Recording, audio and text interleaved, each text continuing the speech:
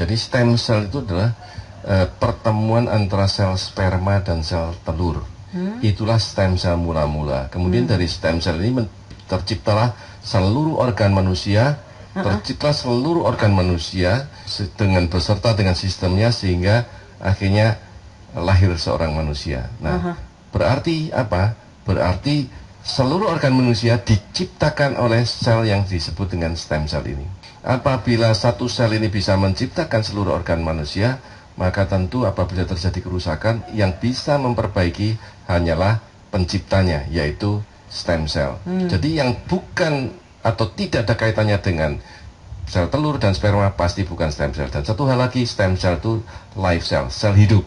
Jadi kalau tidak hidup, maka itu kita bisa manfaatkan hanya nutrisinya saja.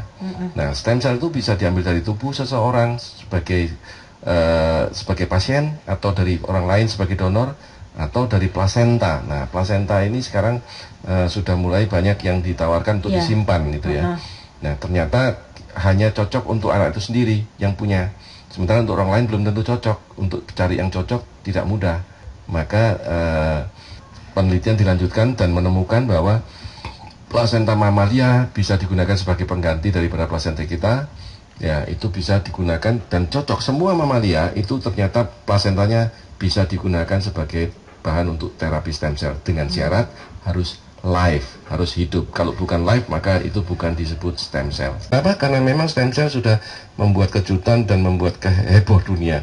Karena banyak sekali orang yang sembuh dari sakit karena stem cell terapi, terutama penyakit-penyakit seperti jantung, diabetes, kemudian penyakit Alzheimer, stroke, Parkinson, ya, spinal cord injury, orang yang lumpuh bisa berjalan kembali, dan banyak penyakit autoimun seperti lupus, psoriasis, osteoporosis, osteoartritis, banyak penyakit yang lain, termasuk penyakit ginjal. Sudah cuci darah, bisa lepas dari cuci darah.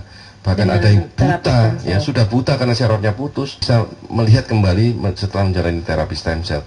Nah, ini yang tidak mungkin dilakukan oleh obat-obatan ataupun nutrisi. Kunci untuk kita mencapai kesejahteraan yang Bapak ketahui seperti apa nih, Pak? Sebetulnya mudah sekali. Karena sebetulnya ini kami sudah punya rahasia, punya suatu cara yang akan kami berikan pada saat seminar. Bagaimana caranya kita bisa hidup sehat dan sejahtera? Maka judul kami jelas, The Right Way for Healthy and Wealthy.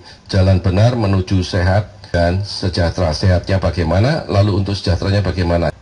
Bagaimana stem cell terapi ini bekerja gitu Pak, sehingga membuat kita tadi itu bahagia dan sejahtera, sehat, bahagia dan sejahtera. Stem cellnya sendiri membuat seseorang itu menjadi sehat. Setelah sakit dipulihkan menjadi sehat, tidak lagi bergantung pada obat.